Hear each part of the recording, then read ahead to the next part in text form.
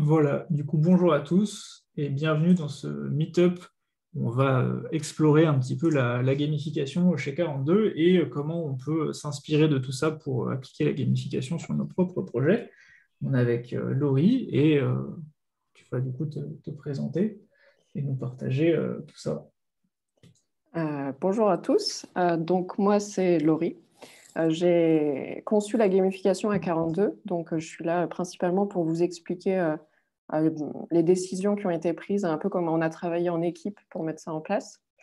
Euh, je vais vous parler aussi à la fin, brièvement, de mon expérience dans deux autres projets. Parce qu'en fait, du coup, j'ai commencé la gamification par 42.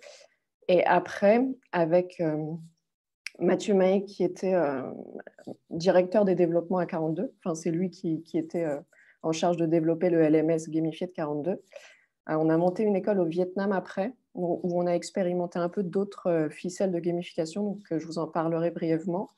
Et après, on a monté Airbin, une boîte où on crée des formations gamifiées. Et on a notamment un LMS très gamifié et qui s'inspire, qui est dans la continuité de toute cette histoire à 42 et au Vietnam.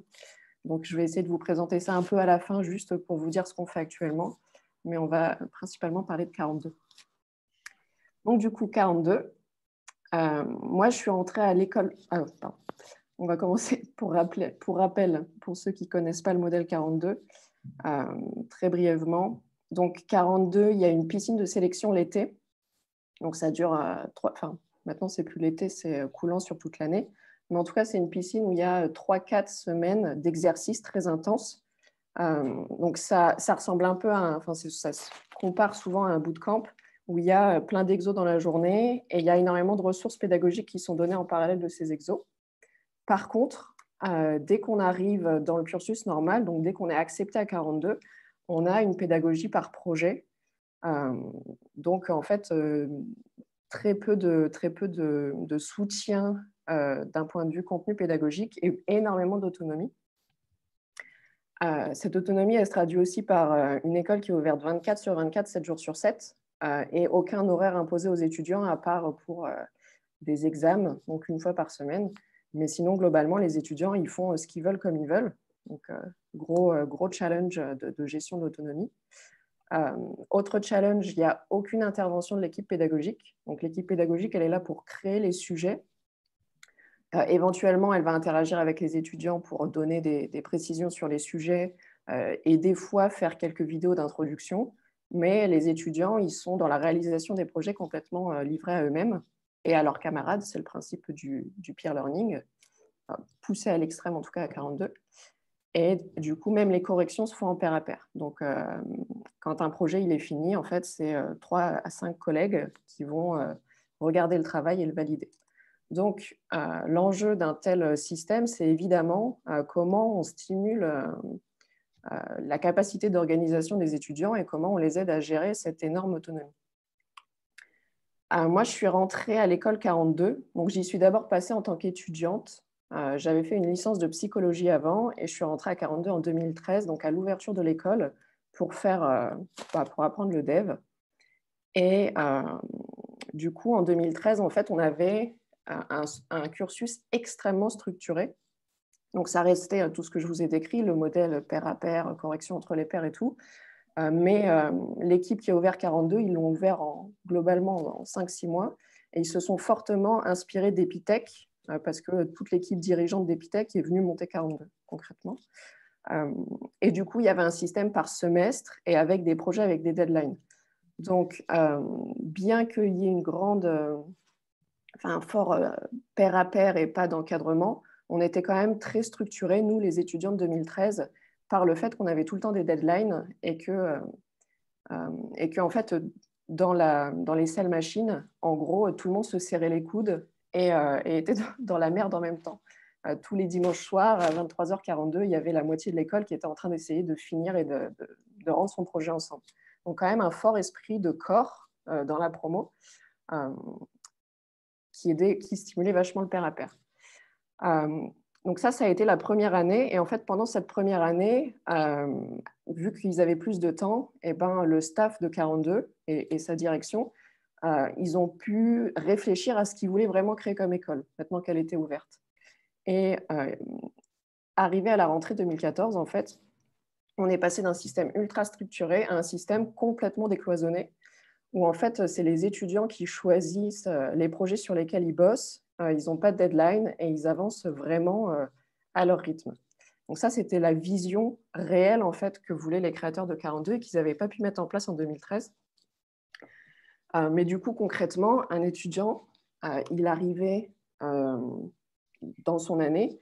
Au début, dans sa liste de 50 projets, ils étaient presque tous loqués et ils étaient, eux, level 0. Et puis, dès qu'ils validaient un projet, ils commençaient à avoir des points d'XP qui faisaient monter leur level. Donc, à cette époque-là, il y avait quand même une petite gamification assez primitive qui avait simplement des points de skills et des levels. Et c'est comme ça qu'on traquait l'avancée des étudiants. Mais du coup, un étudiant, il faisait un projet, il commençait à choper du level, il avançait, et là, en fait, très, très rapidement, toute la liste de projets leur était ouverte.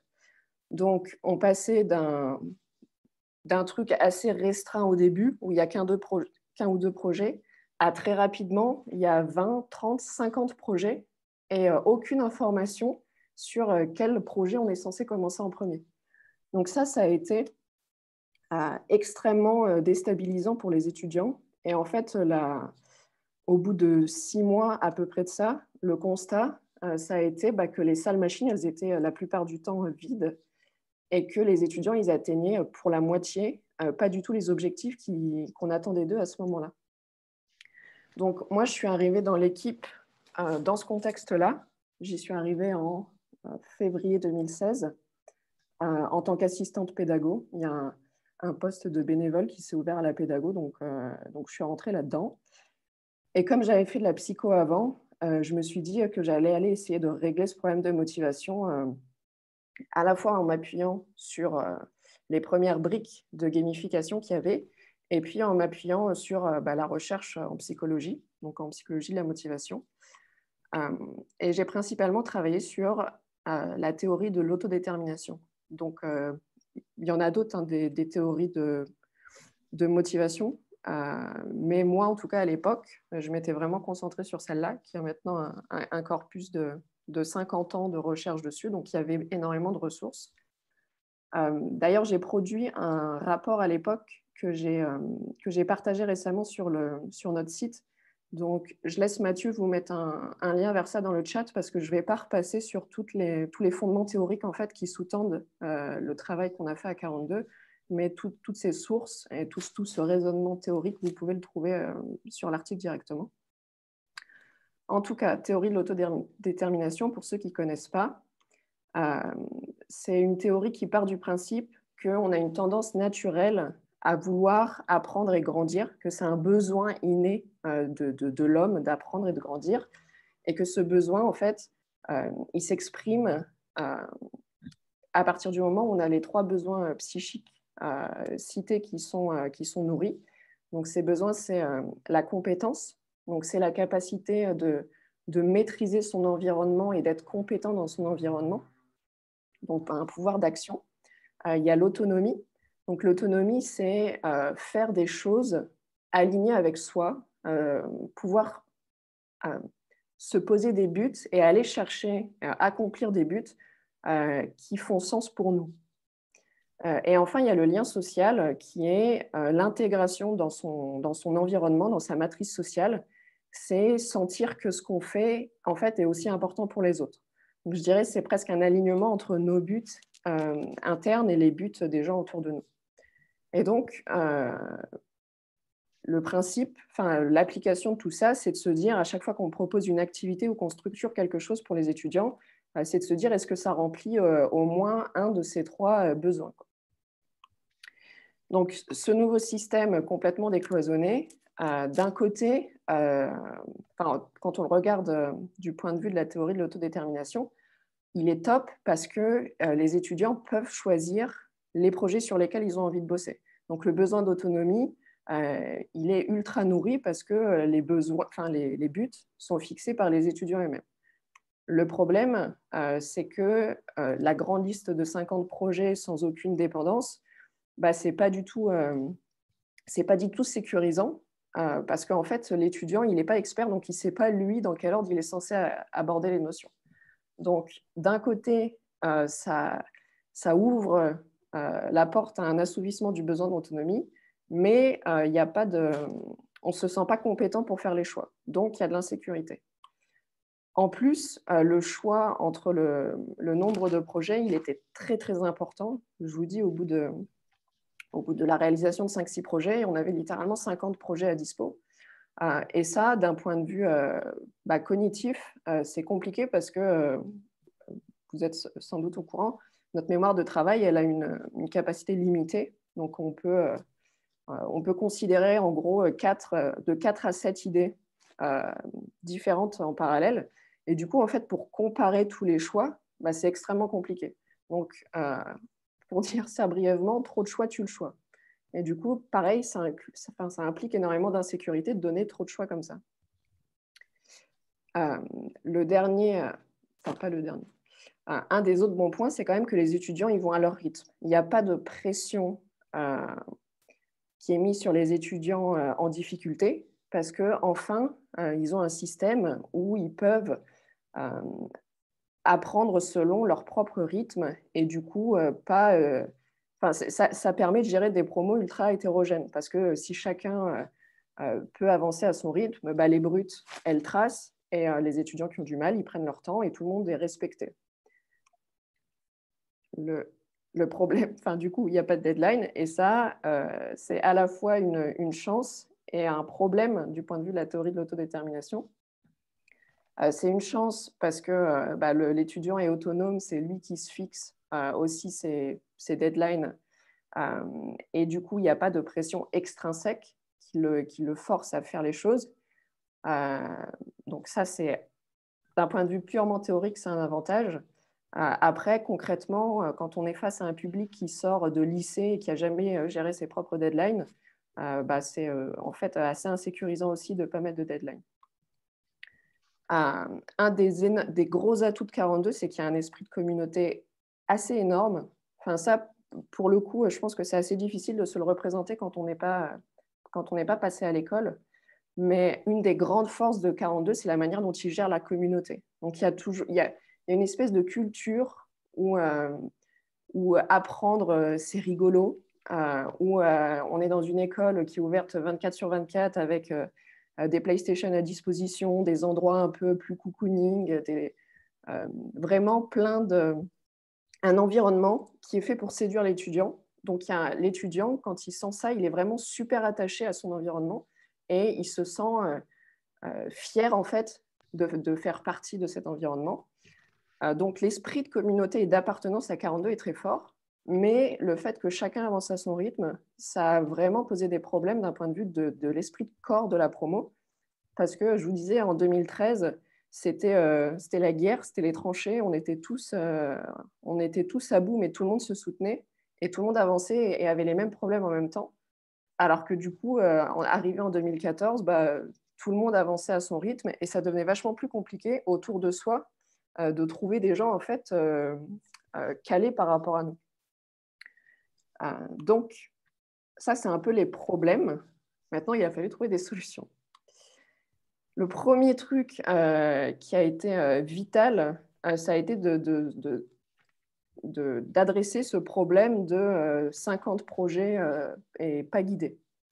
Donc, il a fallu mettre en place des interdépendances entre les projets. Déjà, pour garantir que les étudiants ils abordent les notions dans un ordre optimal, parce que, en fait, si on aborde les notions dans le mauvais ordre, concrètement, parce qu'on n'est pas expérimenté et qu'on ne sait pas dans quel ordre il faut les aborder, on a une perte, en fait, d'un point de vue cognitif, on a une perte d'efficience quand on ne met pas en place ces structures correctement. Et aussi, tout structuré avec des interdépendances, ça permettait en fait aux étudiants d'avoir une vision globale du système dans lequel ils sont en train de rentrer. Et donc, de mieux se positionner, de mieux comprendre où ils en sont et aussi de mieux adhérer à l'ensemble du système. Parce que dès que ça a l'air cohérent et bien réfléchi, en fait, les étudiants, ça développe leur confiance en le système, donc ça permet aussi de mieux les embarquer et de mieux de les convaincre en fait, de faire le truc. Donc, créer des interdépendances, faire en sorte qu'un projet débloque entre 1 et 3 projets maximum pour qu'ils apprennent petit à petit à faire des choix et qu'il n'y ait jamais justement ce problème de trop de choix tue le choix, et qui fassent en fait une expérience super progressive de leur autonomie. Et évidemment, pour faire des choix, il faut des informations. Jusque-là, les projets, c'était, une page projet, c'était un titre, la liste des skills qu'on pouvait débloquer, un lien vers un PDF avec le sujet et un lien vers une vidéo d'introduction. Donc, en fait, c'était impossible de faire un choix sans rentrer complètement dans les détails du sujet, ce qui, évidemment, pose des problèmes de charge cognitive pour des étudiants débutants et qui ne connaissent pas du tout les projets.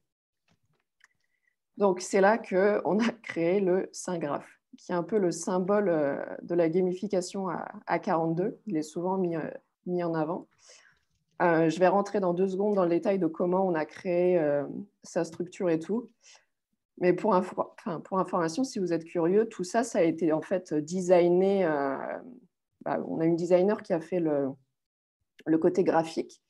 Et d'un point de vue implémentation, en fait, chaque projet est mis à la main sur un système de coordonnées par l'équipe pédagogique.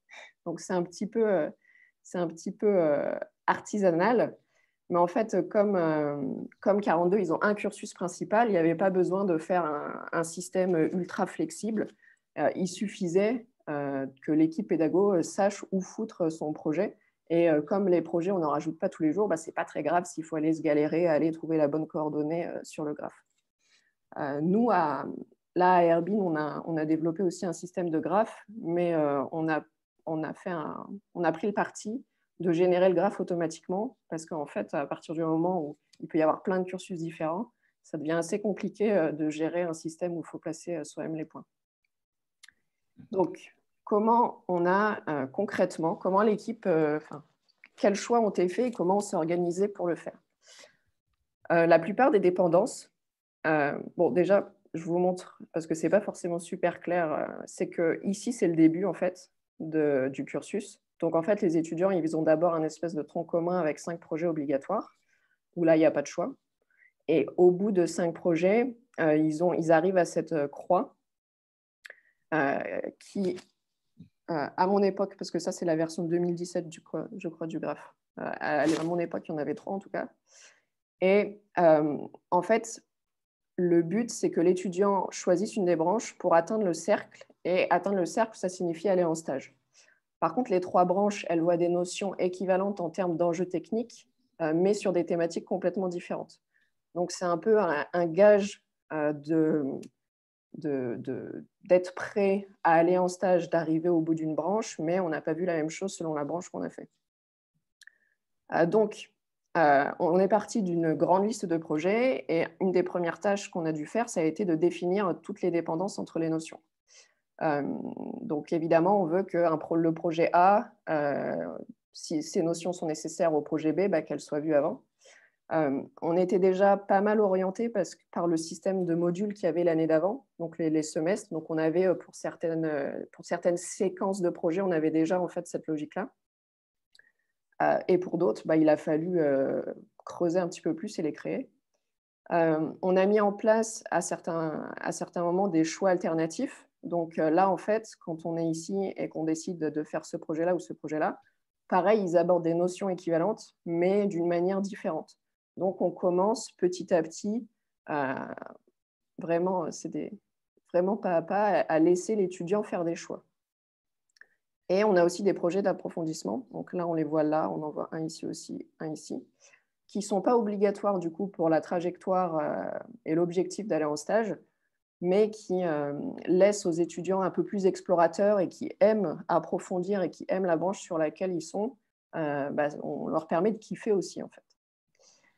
Et donc ça, c'est dans un monde idéal où tout fait sens et tout est correctement, tout est parfaitement agencé. Mais on avait aussi deux types d'interdépendance. Ce que moi j'appelle une dépendance culturelle, c'est quand à 2-3 endroits dans le graphe, en fait, on a voulu forcer les étudiants avant qu'ils aillent s'enfermer dans une thématique.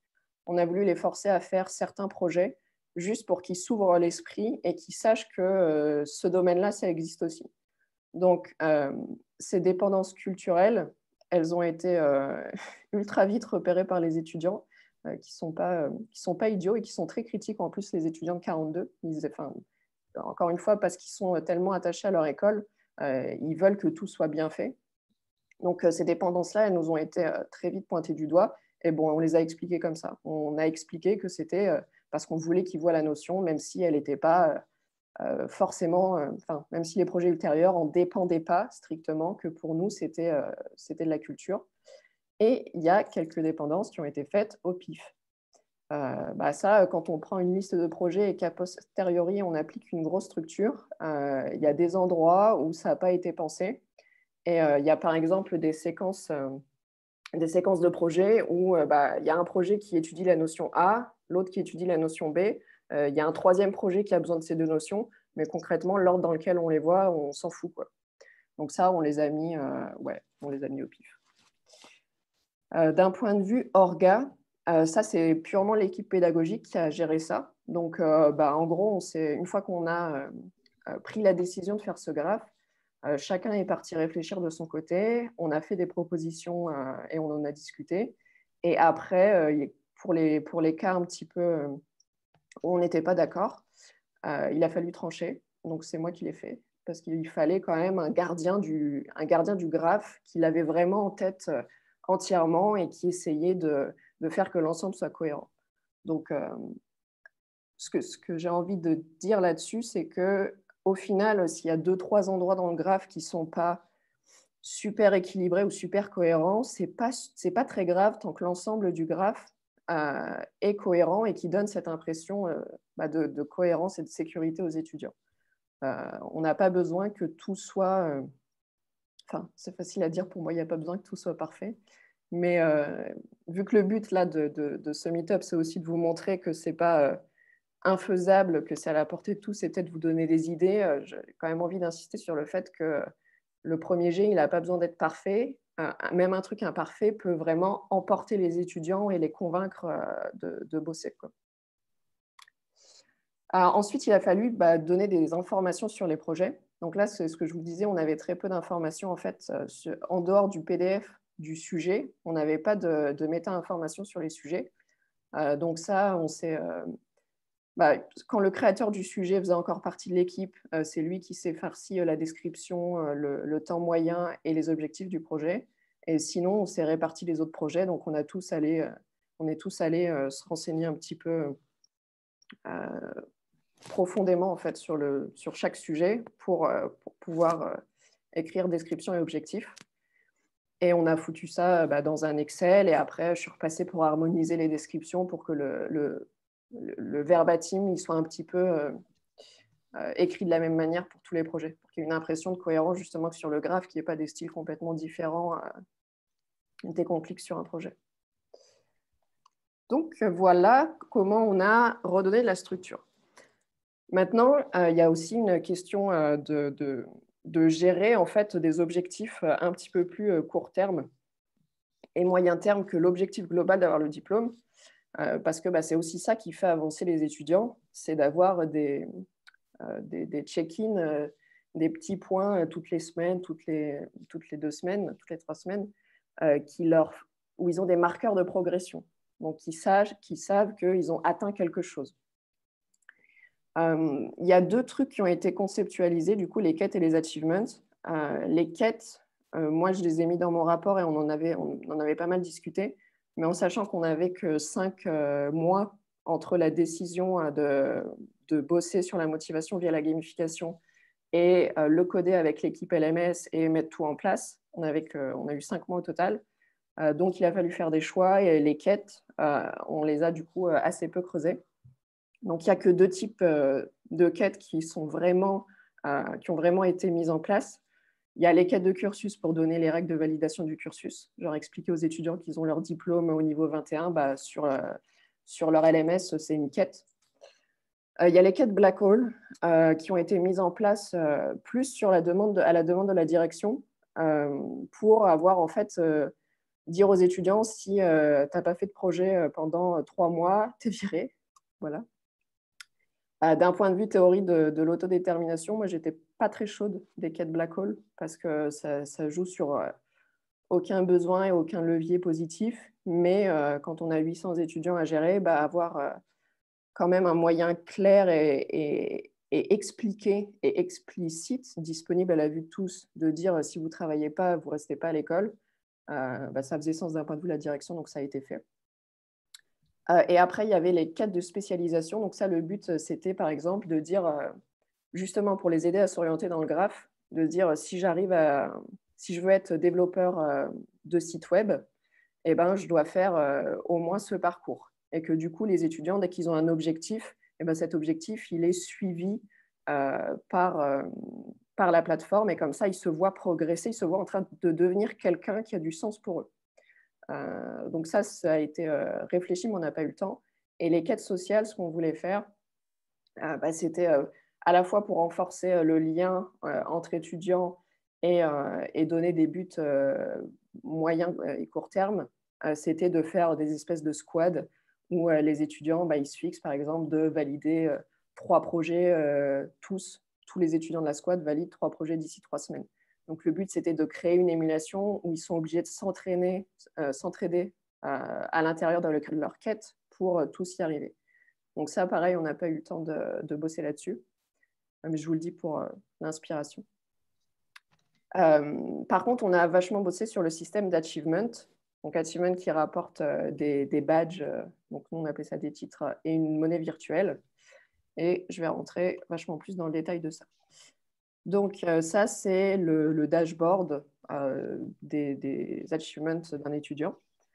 Donc on voit les étudiants qu'il a eu, les achievements qu'il a eu parce qu'ils sont pas gris, et on voit en dessous ceux qui n'ont pas encore été obtenus. En sachant que tous les achievements n'étaient pas visibles. Donc quand on les a créés, il y en a, on a décidé que c'était un peu des Easter eggs qui n'allaient pas être visibles, et du coup c'était la surprise quand les étudiants les avaient. On a globalement, du coup, on a 4 types d'achievements. Donc, tout ce qui est achievement projet, ça va être les achievements du nombre de projets réalisés, des bonus réalisés sur un projet.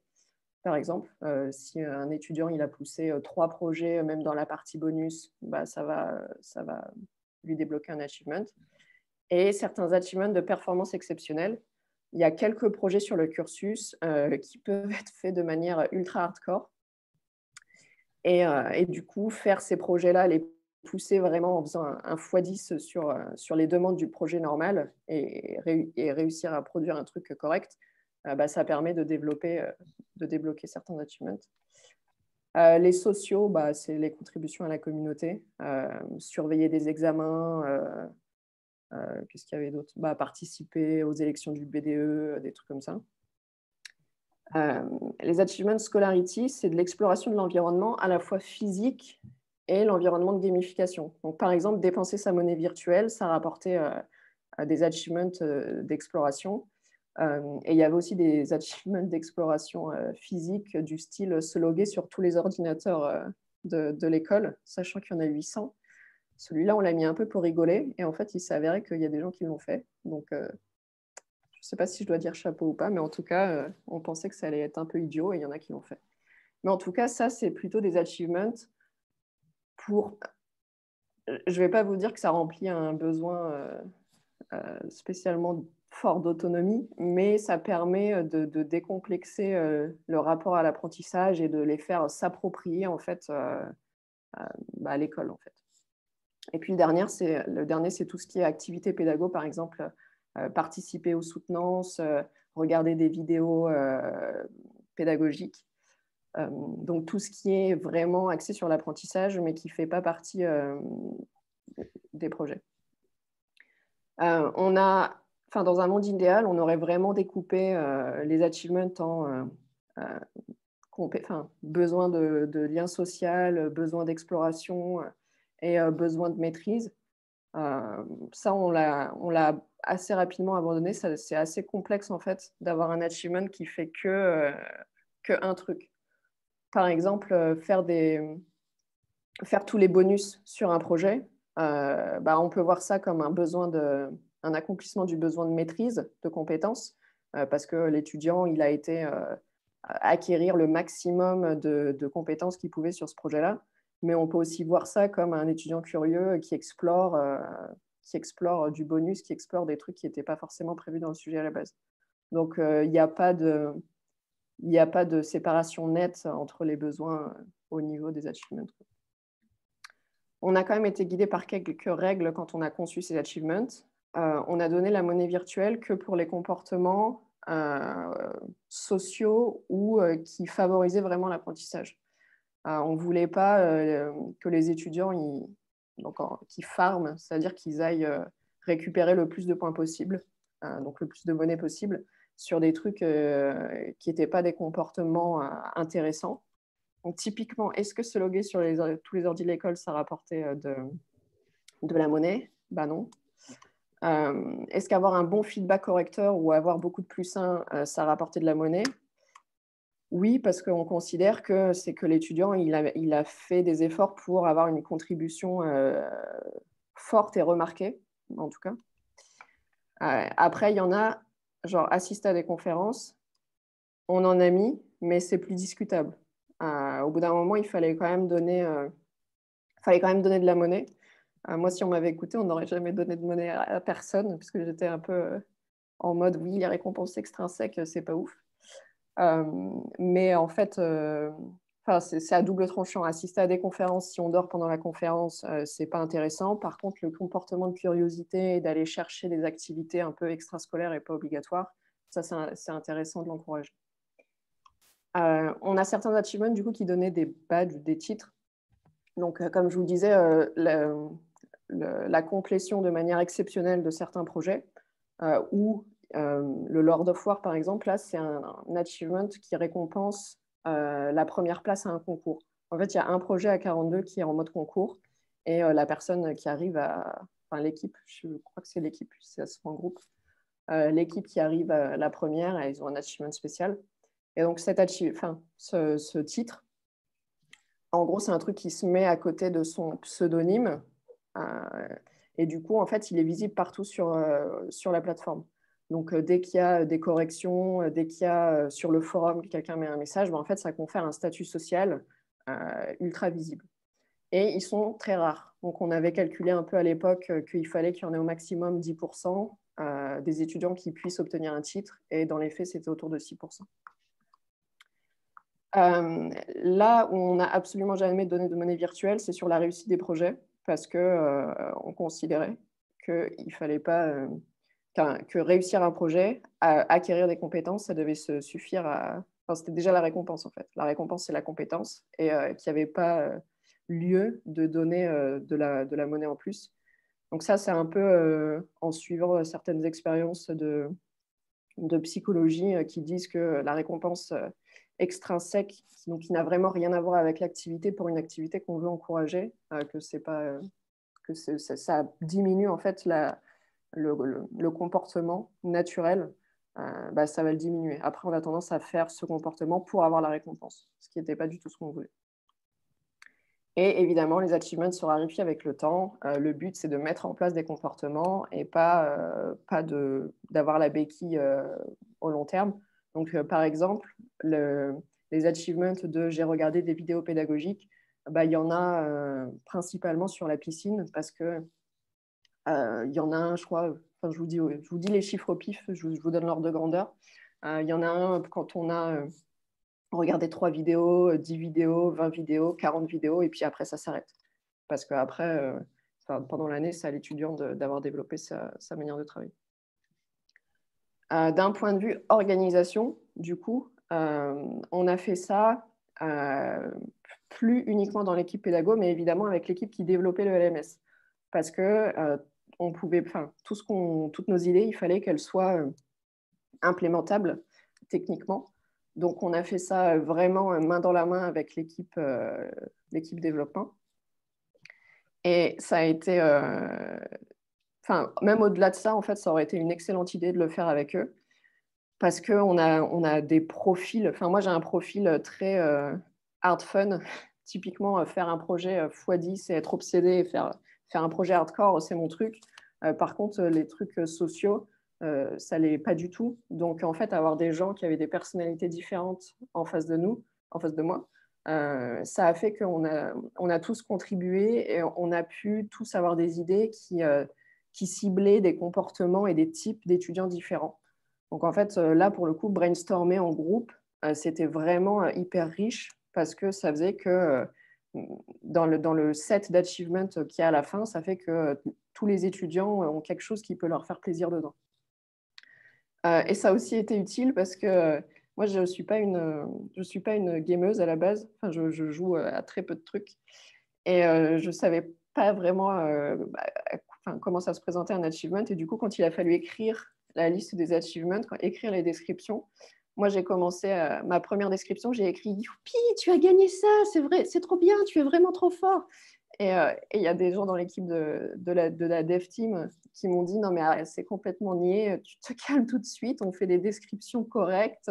En fait, il faut que ça soit factuel, il faut que ça soit des verbes à l'infinitif et tout. » Donc, rien que d'un point de vue culturel aussi, c'était intéressant en fait, de faire ça en équipe. Et bon, après, pour vraiment très concrètement comment on s'est organisé, on a fait plusieurs réunions, on était tous autour d'une table à brainstormer. Et après, on avait un grand Google Doc où on répertoriait toutes les idées. Puis petit à petit, on les a bien structurées d'une manière qui était pratique pour l'équipe de développement. Et tout ça, on a tous régulièrement relu ce truc-là et itéré ensemble dessus. Donc, on arrive sur les dynamiques sociales. Les dynamiques sociales, au final, je vous disais, on a perdu l'esprit de promo et tout. On les a très peu gérées avec la gamification, encore une fois, parce qu'on avait ces idées de quête sociale, mais on n'avait pas forcément le temps de les mettre en place. Et on a ciblé ce qui nous paraissait le plus urgent et le plus important, donc c'est-à-dire remettre de la structure et donner des mini-buts. Je vous dis quand même ce qu'on a mis en place, qui n'est du coup pas de la gamification, mais pour vous donner un peu de contexte.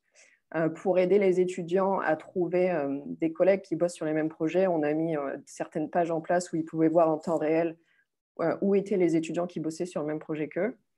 Et j'ai mis en place un système de parrainage entre les promos pour que quand un nouveau batch d'étudiants arrive, il ait un parrain qui s'occupe de lui et qui en fait lui apporte cette attention et ce lien qu'apporte un prof quand il en a quelque chose à faire du travail de l'étudiant. Parce qu'en fait, c'est assez déstabilisant de ne pas avoir un référent qui s'inquiète de notre avancée. Donc, on a pallié ça avec le système de parrainage.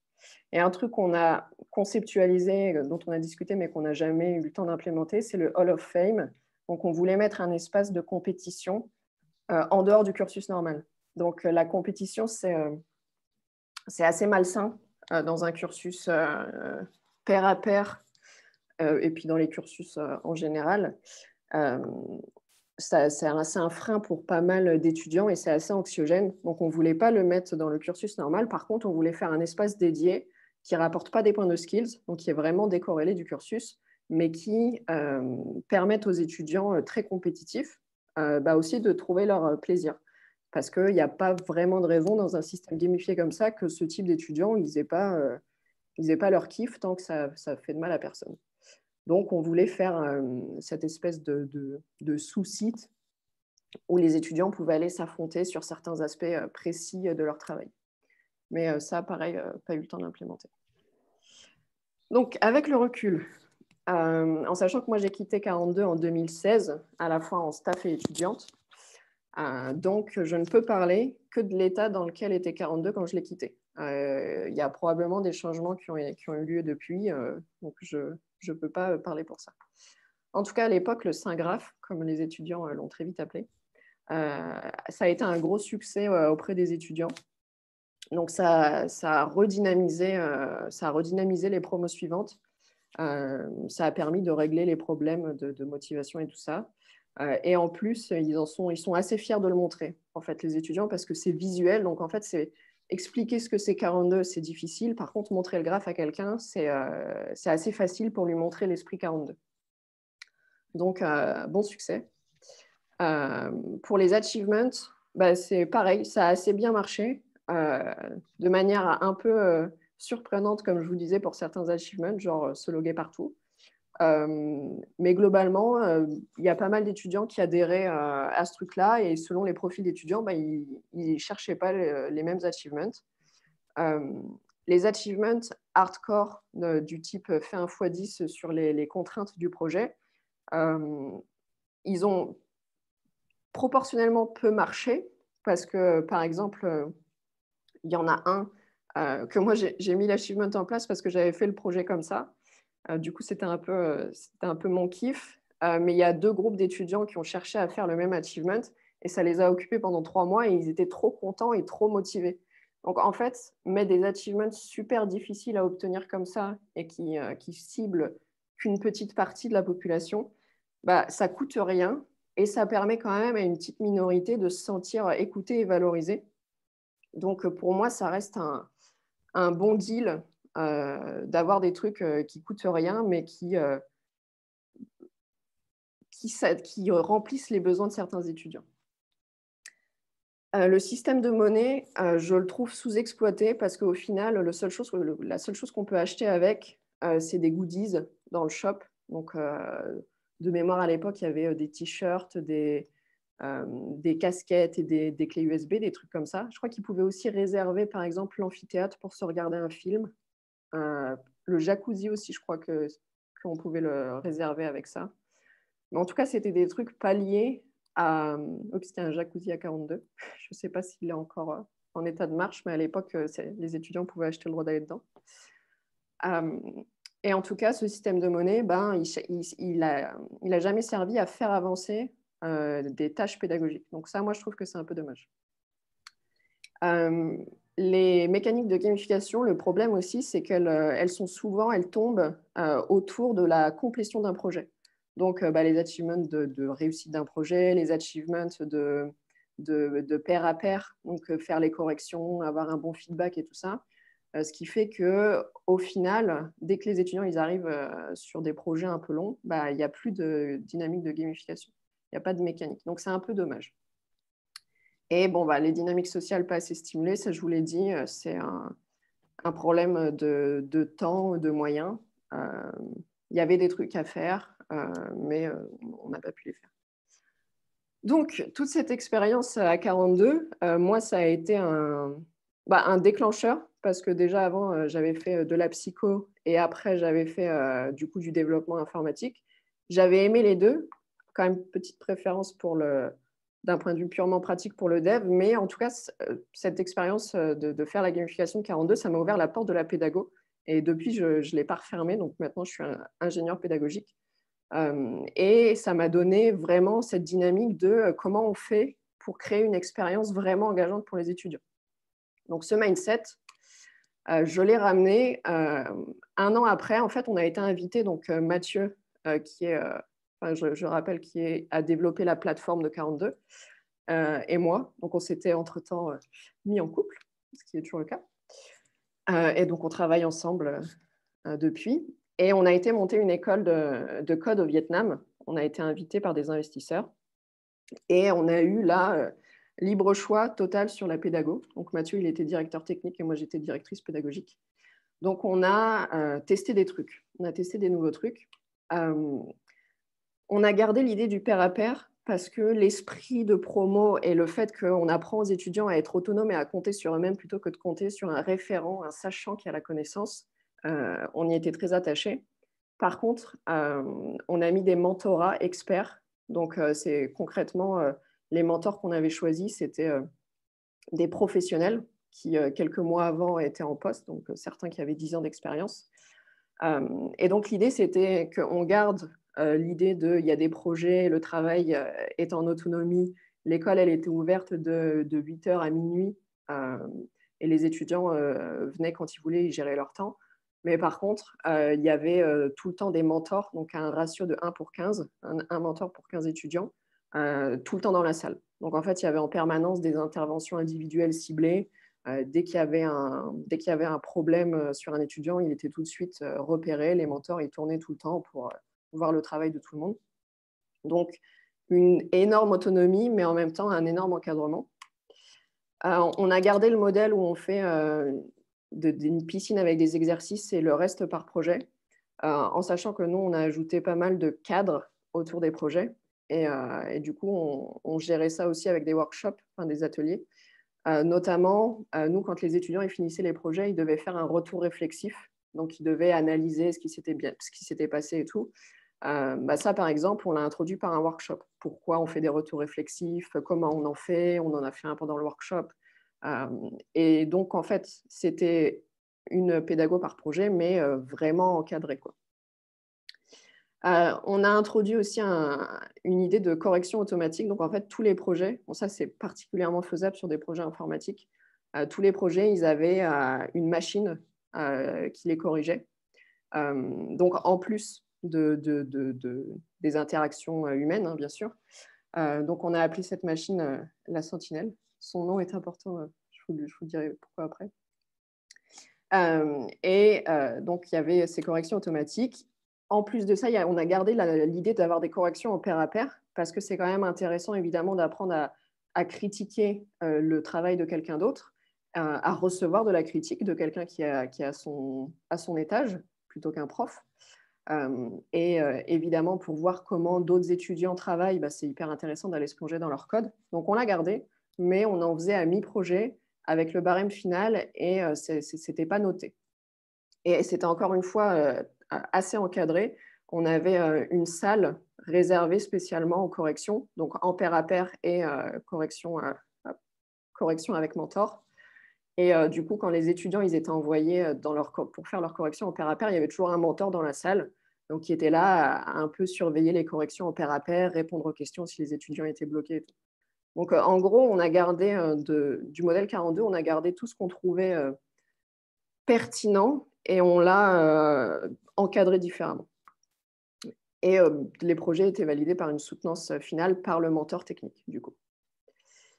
Donc, on a expérimenté un peu avec la gamification. Bon, le système niveau point, ça devient un petit peu classique. Après, on a introduit un système de dash. Donc, pour donner un peu plus de rythme dans la semaine, les étudiants, ils avaient un projet à faire généralement en une semaine ou en 2 semaines. Pour donner un petit peu plus de rythme et ajouter un petit peu d'aléatoire et de fun, on a créé des exos en fait, qui duraient entre un quart d'heure, une demi-heure, 3/4 d'heure max, et qui étaient balancés aléatoirement dans la semaine. Donc, les étudiants n'étaient pas au courant de quand ça allait tomber.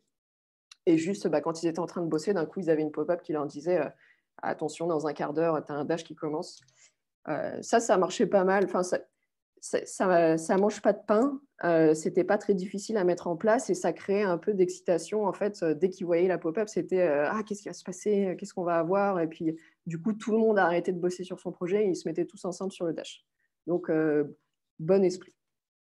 Je mets gamification low-tech. Bon, ce n'est pas de la gamification, mais on a vraiment volontairement introduit l'idée que le jeu et le travail, ça avait sa place ensemble. On avait un coin avec des jeux de société, donc en libre service. Et dès les piscines, en fait, on animait 1 ou 2 fois par jour des petites sessions pendant une demi-heure. On les sortait de leurs exercices de la journée et puis on allait jouer aux cartes.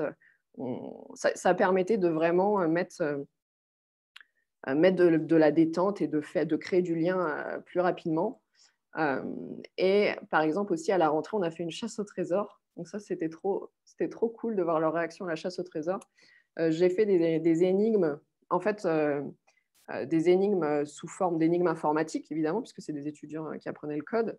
Et dès qu'ils résolvaient une énigme, ça leur donnait un lieu dans l'école où aller chercher, trouver un post-it avec l'énigme suivante.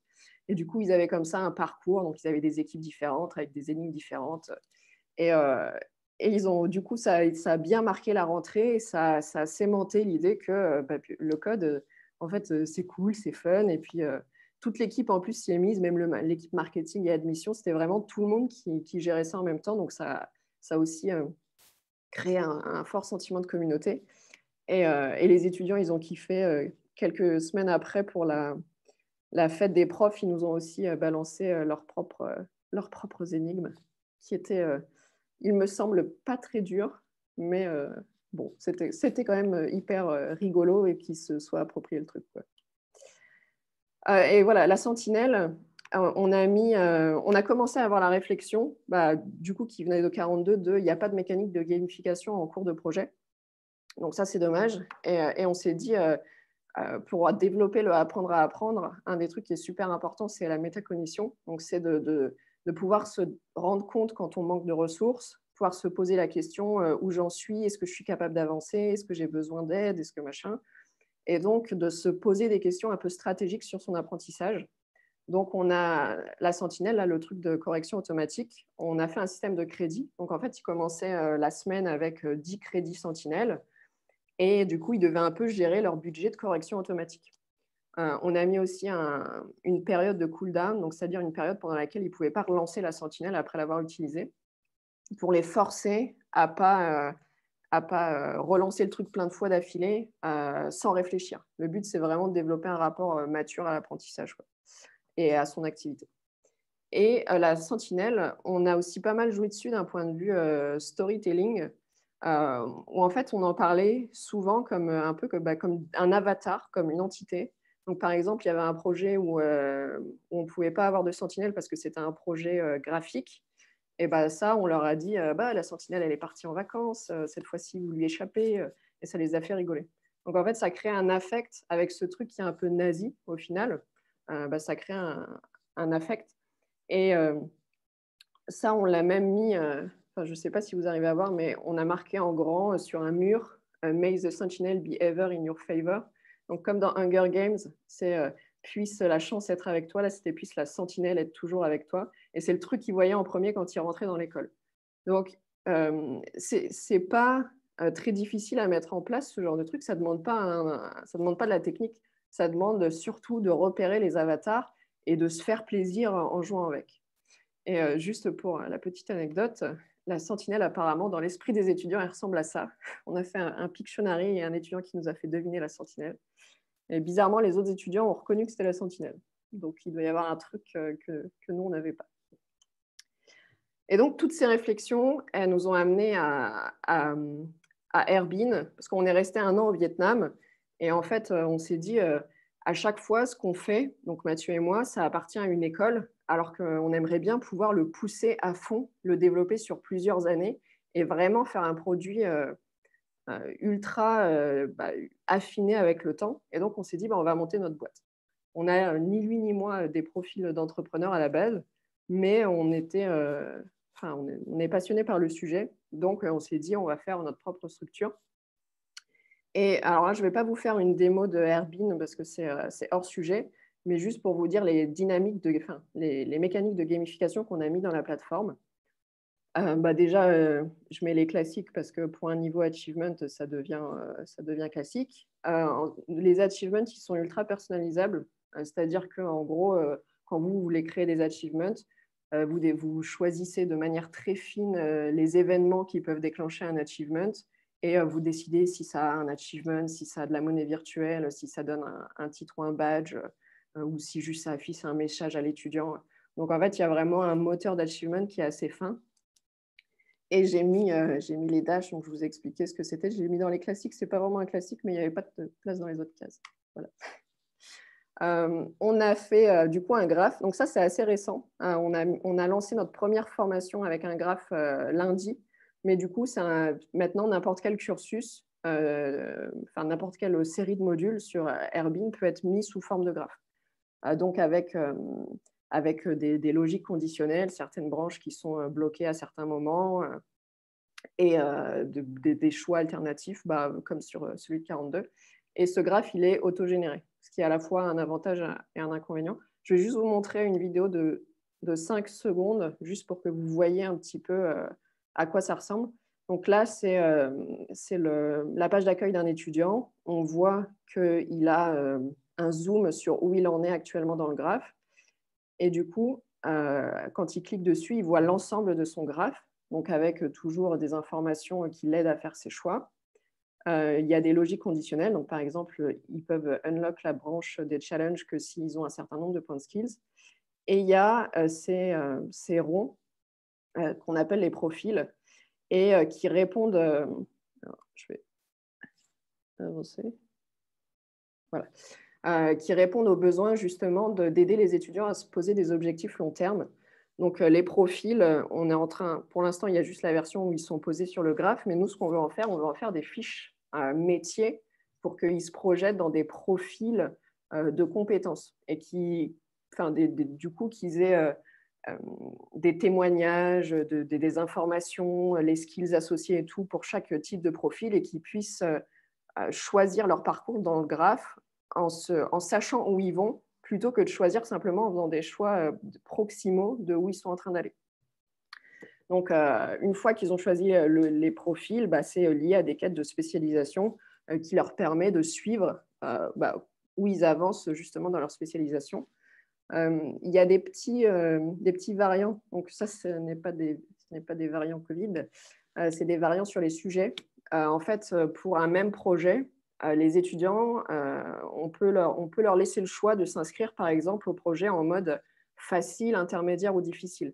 Et dans ce cas-là, ils ont toujours le même projet, ils ont toujours le même truc à rendre à la fin, mais par exemple, ils ne vont pas avoir le même sujet.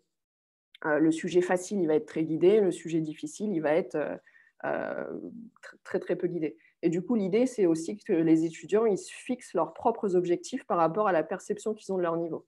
Donc, nous, on l'a fait pour l'instant pour les niveaux faciles, intermédiaires, difficiles, mais on peut imaginer plein de manières d'utiliser ce système. Par exemple, je m'inscris à ce projet en dominante graphique, alors que quelqu'un d'autre va s'inscrire sur le même projet en dominante back-end. Enfin, je ne sais pas s'il y a des devs ici, je n'ai pas la traduction tout de suite dans ma tête de ce que ça peut être.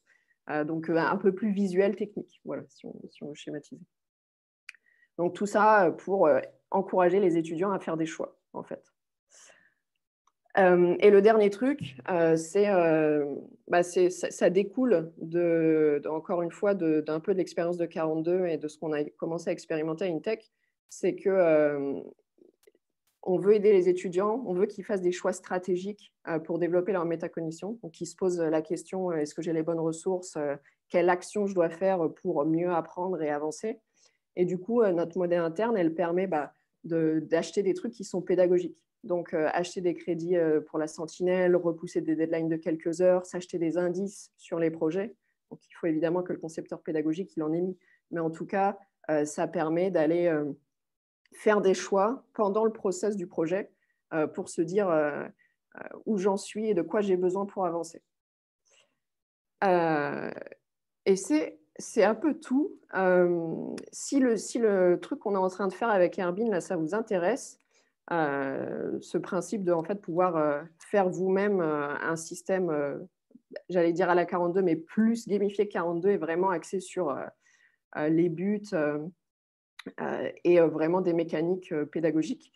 Nous, on va faire des ateliers d'idéation la semaine du 31 janvier. Donc, l'idée, c'est de vous donner un peu, de vous montrer tout ça et de voir ce que vous en feriez. Parce que pour l'instant, on a nos cas d'usage, mais ça serait hyper intéressant pour nous de voir comment vous les utiliseriez et ce que vous en feriez. Donc, si jamais ça vous intéresse de participer à ces ateliers, vous m'envoyez un mail et on gérera ça ensemble. Voilà, j'ai un peu tout dit. J'ai beaucoup parlé. Si vous avez des questions maintenant, je suis ouverte. Merci en tout cas pour la présentation qui était très complète et très claire. C'était super cool de voir les coulisses de 42 et les perspectives d'évolution. Par rapport à l'atelier, peut-être que c'est une question que les personnes vont se poser. En attendant, je pose la première question du coup. Ce sera plutôt à distance ou en présentiel ces ateliers? À distance, ouais. Ok, ça marche.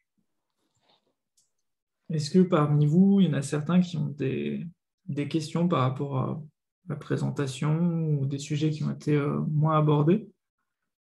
Il y avait une question, mais je crois qu'elle a été traitée sur le fait de faire passer, par exemple, le test de Bartle ou des équivalents aux étudiants pour personnaliser du coup la gamification. Alors, on n'en est pas là, mais ça fait partie des choses qu'on envisage Bah, déjà, rien que d'un point de vue appropriation de la plateforme, c'est assez intéressant au début de prendre en compte qui est l'étudiant. Et ouais, à terme, avoir un truc dynamique qui s'adapte. Oui, du coup, Airbnb est un LMS, ouais. Enfin, c'est pas qu'un LMS. En fait, on fait deux trucs à Airbnb. On crée des formations au code qu'on licence à des écoles. Donc, pour un centre de formation, on veut ouvrir une formation soit en code, soit en vrai. J'ai fait aussi l'année dernière, j'ai conçu des formations marketing digital, data science, des trucs comme ça. Donc, en tout cas, des formations plutôt digitales. Euh, et du coup, on leur livre tous les contenus et la plateforme. Et après, on commercialise aussi la plateforme à part.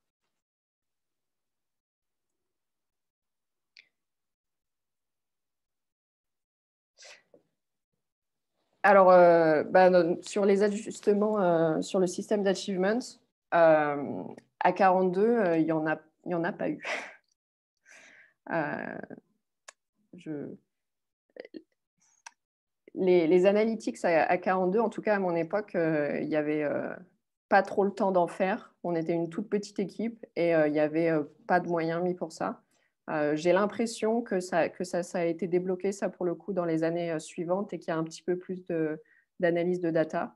Euh, mais en vrai, les équilibrages qui ont surtout dû être faits à 42, c'est par rapport au système de correction en pair à pair, parce que ça, pour le coup, a un cursus complètement décloisonné, avec quand même des corrections en pair à pair. C'est très, très complexe à gérer, parce que c'est très dur de trouver des étudiants pour qui c'est pertinent en même temps d'être matchés. Parce que typiquement, vous finissez un projet, vous avez besoin de 5 corrections. Donc, vous allez mettre, je ne sais plus exactement comment ça se passe, mais je crois que c'est genre, faut mettre des créneaux ou choisir les créneaux de quelqu'un. Mais si à ce moment-là, les 5 personnes disponibles, c'est des personnes qui sont 6 mois en avance sur vous et qui ne sont pas du tout en train de faire le projet, ben, en fait, la correction, elle ne sera pas intéressante pour eux et ça pose des problèmes de dynamique de correction. Donc, on a essayé de résoudre ça, on a essayé de changer plusieurs fois l'algorithme qui matchait les étudiants ensemble. On a eu quelques progrès, mais ça reste en fait très difficile de gérer quelque chose qui est synchrone à partir du moment où tout le monde est explosé sur des projets différents. Le système de monnaie, c'est littéralement une bourse. En fait, du coup, l'étudiant, il a un nombre de gold qu'il a à un moment donné. Et par exemple, s'acheter un crédit Sentinelle en plus, ça coûte 3 gold. Donc, la plateforme lui dit, est-ce que tu veux acheter un crédit Sentinelle pour 3 gold? Et puis, ça fait baisser ce qu'il a dans son porte-monnaie. Oui, c'est comme dans n'importe quel jeu vidéo, c'est pas. Est-ce qu'il y a le terme token qui est utilisé, donc je ne sais pas si ça va lien avec la blockchain, mais c'est pas quelque chose qui est en dehors du système LMS. Oui, on ne travaille pas qu'avec des écoles d'informatique. Du coup, la plateforme, elle est évidemment, il y a des fonctionnalités qui sont spécifiquement pour le code, mais au fil du temps, on a rajouté énormément de features, donc ça peut gérer n'importe quel type de cursus, en fait. Je peux les rendre disponibles, oui, il n'y a pas de problème. Il y aura le replay qui sera disponible sur YouTube dans tous les cas. Yes.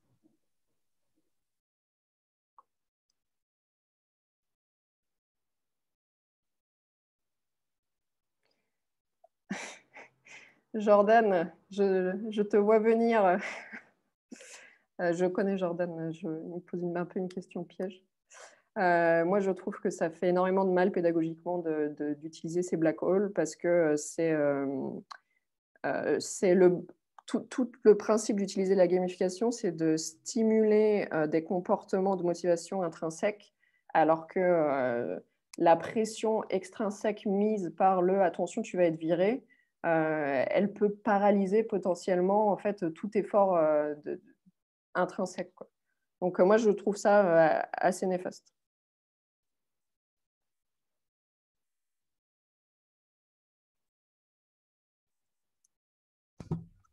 Est-ce qu'on a une ou deux dernières questions?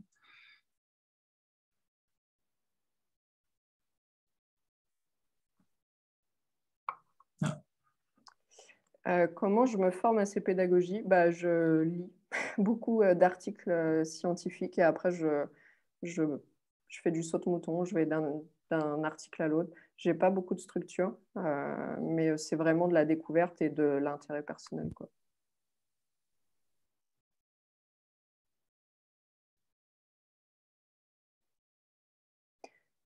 Oui, et enfin, justement, le côté, on peut aussi ultra motiver des étudiants sans gamification. Pour le coup, ce qu'on a fait à Intech, c'était assez léger en termes de gamification, à part commencer à mettre en place les crédits Sentinelle et les Dash, qui ça a été du coup basé, enfin, on s'appuyait sur des outils techniques. Le reste, c'était beaucoup d'animation de communautés humaines. Nous, on était très, très proches des étudiants. Genre, en fait, quand on finissait la journée de travail, souvent, on faisait des soirées jeux ou des soirées cinéma avec eux dans l'amphi de l'école. À Noël, on leur a fait tout le staff a passé une soirée ensemble à faire des cartes à la main, à écrire des petits mots aux étudiants et tout. Donc, les étudiants, ils étaient ultra motivés. Je ne pense pas que ça soit par la gamification qu'ils l'étaient. Le programme était très, très dur. Il était d'un très haut niveau. Et pourtant, les étudiants, ils étaient super contents et motivés d'apprendre, mais parce qu'il y avait un cadre humain très sécurisant autour. Donc, moi, je ne dirais pas que la gamification, elle est absolument nécessaire. Dans certains cas, si vous avez j'allais dire une super école, un super encadrement, la gamification, c'est du bonus, quoi.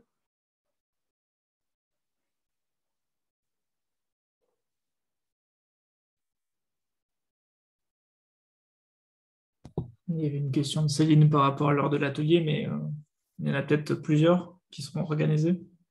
Je pensais faire un doodle. Moi, j'ai plusieurs dispos et qu'on s'arrange avec les gens qui sont volontaires. Ok, ça marche. Ouais, merci en tout cas, la présentation, effectivement, c'était vraiment top. Merci à vous de m'avoir écouté. Merci à toi, Alexandre, de m'avoir fortement encouragé plusieurs fois à le faire. tu, tu pourras, tu pourras témoigner que ça se passe bien. Je peux témoigner que ça se passe bien maintenant. Parce que j'essaie de motiver d'autres personnes aussi. Mais... Je peux témoigner. Du coup, en tout cas, merci à tous. Pour info sur les meet-up en lien avec la gamification, il y a pas mal de meet-up qui sont prévus en ce moment. Donc, vous pouvez retrouver les replays sur YouTube en tapant gamification, feedback, vous allez trouver la chaîne. Et il y a des meet-up qui sont prévus dans les semaines à venir, et notamment le prochain, c'est le 27 janvier sur le Playful Design, comment créer des terrains de jeu pour créer de l'émergence. Donc, je vous invite à aller regarder un petit peu aussi la liste des meet-up, voir s'il y a des sujets qui vous intéressent. Et si jamais il y a des sujets qui vous intéressent qui ne sont pas abordés, vous pouvez aussi me contacter directement pour me proposer des sujets ou des interventions, ou voilà un petit peu ce que vous voulez. Donc, merci à tous en tout cas d'être venus. Merci à nouveau Laurie pour la présentation, c'était vraiment top. Et puis, on se retrouve une prochaine fois. À bientôt. À bientôt. Merci, bonne soirée.